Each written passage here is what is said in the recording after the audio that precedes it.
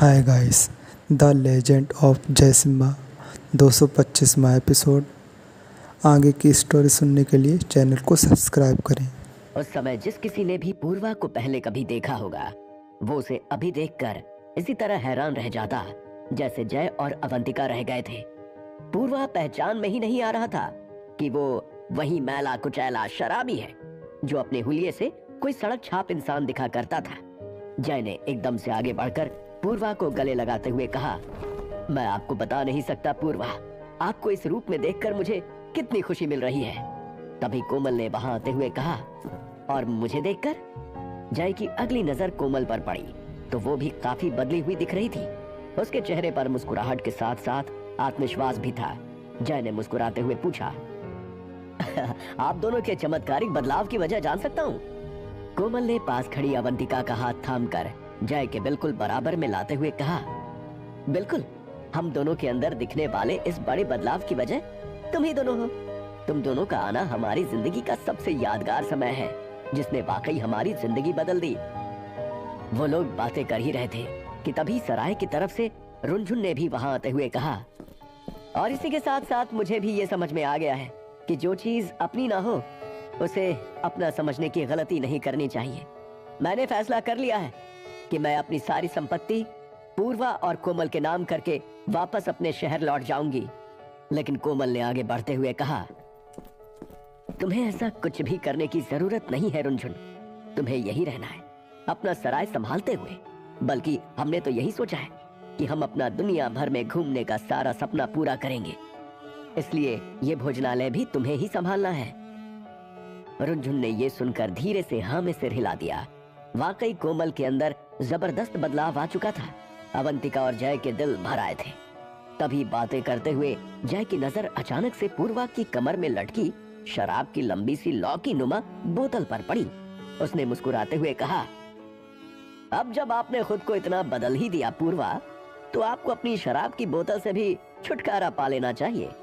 इस पर पूर्वा और कोमल दोनों ही मुस्कुराने लगे।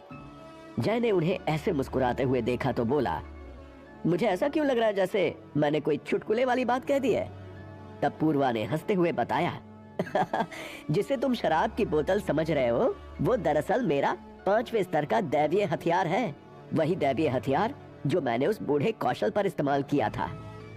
जय ये सुनकर बेहद हैरान था, क्योंकि उसने जिंदगी में पहली बार 5वें स्तर का दैवीय हथियार देखा था और इसकी काबिलियत के तो कहने ही क्या थे। अब जाकर उसे पूर्वा की बेमिसाल ताकत का राज पता चला था। और फिर उन तीनों की जिंदगी में सबसे बड़ा बदलाव लाते हुए जय ने अवंतिका और रामा को साथ लिया और सभी से अलविदा कहा।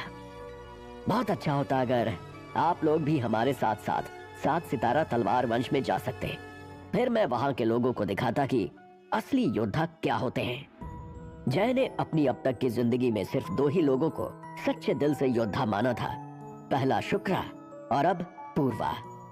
जय की बात पर पूर्वा ने मुस्कुराते हुए कहा, पहले आप अपने लोगों को लेकर वापस 7 सितारा तलवार वंश में पहुंचे, फिर अगर किस्मत ने चाहा तो हम भी कभी ना कभी 7 सितारा तलवार वंश पहुंच जाएंगे।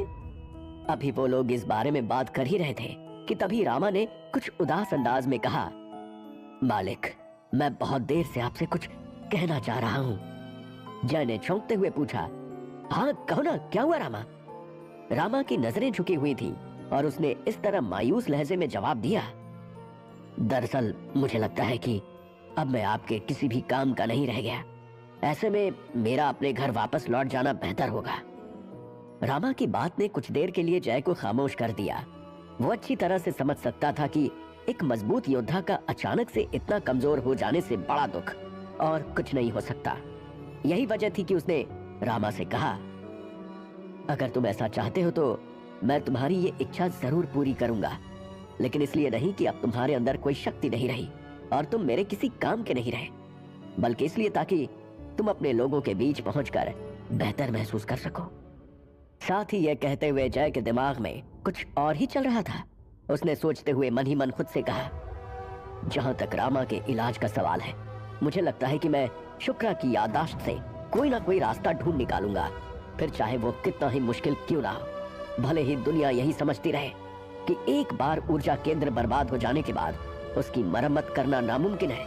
लेकिन जहां तक मैंने पवित्र युद्ध गुरुकुल की पुस्तकालय में मौजूद प्राचीन किताबों में पढ़ा है, वहां से मुझे इतनी जानकारी तो हो गई है कि ऊर्जा केंद्र की मरम्मत असंभव लगती है, लेकिन है नहीं।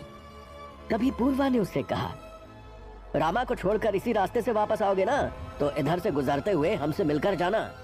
हो सकता है हम दोनों तुम्हें कोई उपहार दे सकें। कहते हुए पूर्वा ने कोमल की तरफ देखा। जवाब में कोमल भी मुस्कुरा उठी थी और फिर जय हामी भरते हुए अवंतिका और रामा के साथ आगे के सफर के लिए निकल गया।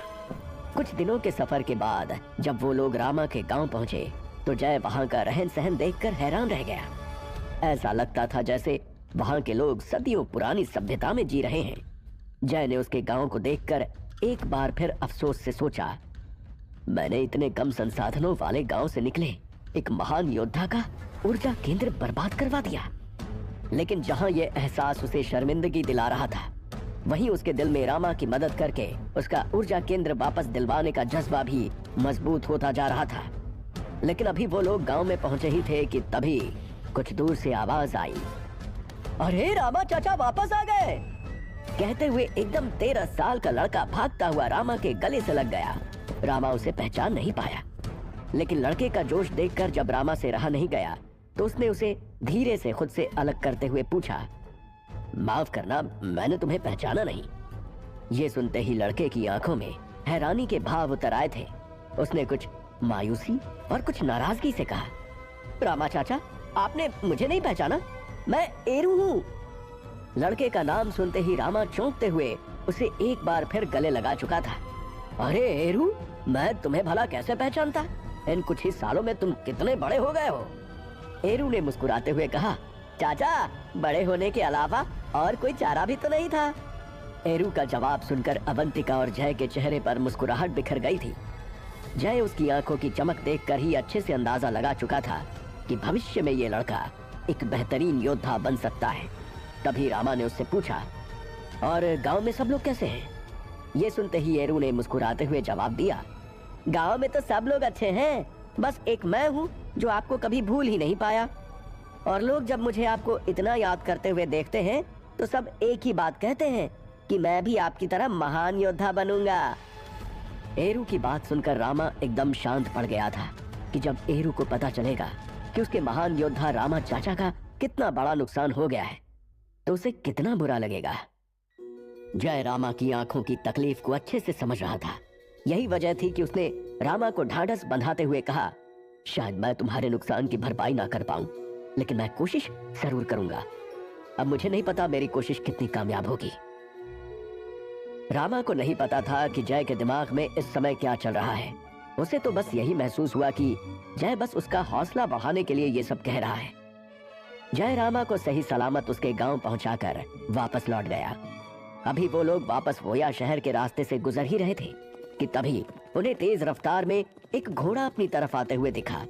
जय ने गौर से देखा तो वो कोई और नहीं बल्कि कोमल और पूर्वा ही थे। जय उन्हें देखते ही चौंक सा गया। तब पूर्वा ने कहा, मैंने और कोमल ने अपनी नई जिंदगी की शुरुआत तुम लोगों के साथ ही करने की सोची है, इसलिए तुम्हारा उपहार यही है कि हम भी 7 सितारा तलवार वंश चल रहे हैं। ये सुनते ही जय को तो जैसे मुंह मांगी मुराद मिल गई। उसने बेहद खुश होते हुए कहा, यहाँ रहने के दौरान मैंने कितनी बार ऐसा सोचा कि आपको अपने साथ चलने के लिए कहूँ, लेकिन मेरी हिम्मत नहीं हो रही थी। आपने खुद से मेरे साथ जाने की बात कहकर जैसे मेरा मान बढ़ा दिया है। उसके बाद वो चारों 7 सितारा तलवार वंश के सफर पर निकल पड़े थे। लौटने में उन्हें फिर से लगभग 4 महीने का समय लगा था, मगर लगभग 1 साल के गुजरे हुए समय में जय को ये नहीं पता था कि कुछ लोग अब भी उसका बेसब्री से इंतजार कर रहे थे। एक बड़े से महल में आमने सामने बैठे 2 लोग इस समय जय के बारे में ही चर्चा कर रहे थे।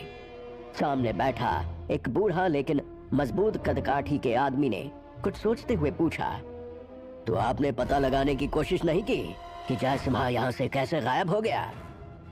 ये शख्स और कोई नहीं बल्कि कलयुग शहर का वही बड़ा अधिकारी गौरव था, जिसके बेटे ने नीलामी घर में सौदा होने के बाद वहां के प्रबंधक के साथ मिलकर जय को धोखा देकर सुनहरी चुहिया और नीलामी से मिले सिक्के हथियाने की कोशिश की थी, मगर जय और रामा के हाथों वो मारा गया। इसलिए पिछले 1.5-2 सालों से गौरव अब भी जय की तलाश में था, जिसने उसके बेटे की हत्या की थी। उसे लगा था कि 7 सितारा तलवार वंश में आकर तो जय जरूर उसके हाथ लग जाएगा, लेकिन अब उसके सामने बैठा एक दूसरा बूढ़ा व्यक्ति अफसोस भरे लहजे में बोला, जय की तलाश तो मैं खुद कर रहा हूँ, लेकिन खबर मिली है कि लगभग 1 साल पहले ही वो यहाँ से किसी दूसरे नगर की यात्रा पर निकला है। लेकिन घबराने की बात नहीं है, आज ना कल तो वो यहाँ लौट कर आएगा ही, तब मैं आपको खबर कर दूंगा और तब आप उससे अपना हिसाब चुकता कर लीजिएगा, ताकि मेरे कलेजे को भी कुछ ठंडक मिल सके। गौरव ने कुछ चौंकते हुए पूछा, तो क्या जय ने आपके साथ भी कुछ बुरा किया है? तब उस शख्स ने सिर हिलाते हुए कहा, कुछ नहीं, बहुत बुरा किया है। उसने मेरी बेटी तुलिका का ऊर्जा केंद्र बर्बाद कर दिया, और यही नहीं, उसने मेरे बेटे शंभू को भी मौत के घाट उतार दिया। 7 सितारा तलवार वंश में उसकी काबिलियत और कौशल को देखते हुए मैं उस पर सीधे हाथ नहीं डाल सकता, लेकिन अब जब आपका साथ मिल गया है तो मैं ये सुकून लेकर इस दुनिया से जा सकूंगा कि मेरे बेटे और मेरी बेटी का बदला पूरा हो गया। लेकिन गौरव के चेहरे पर इस समय कुछ झुंझलाहट आ गई थी। उसने परेशानी भरे लहजे में कहा, पता नहीं जयसिम्हा वापस कब लौटेगा, मैं तब तक यहाँ बैठकर उसका इंतजार तो नहीं कर सकता। अभी वो ये कह ही रहा था कि तभी वहाँ तुलिका के पिता मोहन के कुछ आदमियों ने आते हुए कहा, मोहन जी, अभी अभी हमने जय को कुछ और लोगों के साथ 7 सितारा तलवार वंश में घुसते हुए देखा है। ये खबर सुनते ही मोहन के साथ साथ गौरव के चेहरे पर भी उम्मीद की चमक बिखर गई। उसने जोश से भरते हुए कहा, अपनी मौत के रास्ते पर तुम्हारा स्वागत है जयसिम्हा। इधर गौरव और मोहन जय का सामना करने के लिए योजनाएं बना रहे थे, जबकि उधर जय अवंतिका, कोमल और पूर्वा को साथ लिए 7 सितारा तलवार वंश की पहाड़ियों की तरफ आ निकला था। इस समय वो लोग धराचार की पहाड़ी की तरफ बढ़ रहे थे। पूर्वा ने उन 7 पहाड़ियों की श्रृंखला को गौर से देखते हुए कहा, इन गगन भेदी आसमान को छूने वाली 7 सितारा तलवार की पहाड़ियां वाकई बिल्कुल तलवार की धार की तरह महसूस हो रही हैं। जिसने भी इन पहाड़ियों का नाम रखा होगा उसने बहुत सोच समझकर ये नाम चुना होगा। इसी तरह बातें करते हुए वो लोग ऊपर की तरफ बढ़ते आ रहे थे कि तभी हवाओं में धूल का गुबार इतना बढ़ गया कि आगे कुछ दिखाई ही नहीं दे रहा था। वो लोग सुन पाए तो बस तेज रफ्तार घोड़ों के टापों की आवाज, और फिर कुछ ही पलों में तस्वीर साफ हो गई थी। सामने लगभग दर्जन भर घोड़े मौजूद थे, जिन्होंने धीरे धीरे आगे बढ़ते हुए उन चारों को घेर लिया। तभी अवंतिका ने कुछ चौंकते हुए कहा, राजकुमार जय, उधर देखिए, उस कोने वाले घोड़े पर कौन सवार है? जय ने अवंतिका के इशारे पर जब सामने देखा तो वहां बेहद खूंखार चेहरा लिए तुलिका मौजूद थी। उसने एकदम से चिल्लाते हुए कहा, अपनी मौत का तांडव देखने के लिए तैयार हो जाओ जयसिम्हा। और तब उन दर्जनों घुड़सवारों के बीच से एक शख्स निकल कर आया और उसने चीखते हुए कहा, मेरे बेटे के कातिल को अपने हाथों से मौत देकर आज मैं अपने बेटे को मोक्ष दिलाऊंगा। पूर्वा के चेहरे पर एक बार फिर से मुस्कुराहट थी। उसने हंसते हुए कहा, बहुत खूब, तुमने तो दुश्मनों की फौज खड़ी कर रखी है जय। जबकि जय गौरव को देखते ही बस एक ही बात सोच रहा था, ये कौन है और मैंने इसके बेटे को कब मार दिया, और इसकी शक्ल इतनी जानी पहचानी क्यों लग रही है? क्या जय और उसके साथी बच पाएंगे सामने खड़े खतरे से? क्या गौरव और मोहन अपने बच्चों के बुरे अंजाम का बदला ले पाएंगे? जानने के लिए सुने इस कहानी का अगला भाग सिर्फ और सिर्फ पॉकेट FM पर।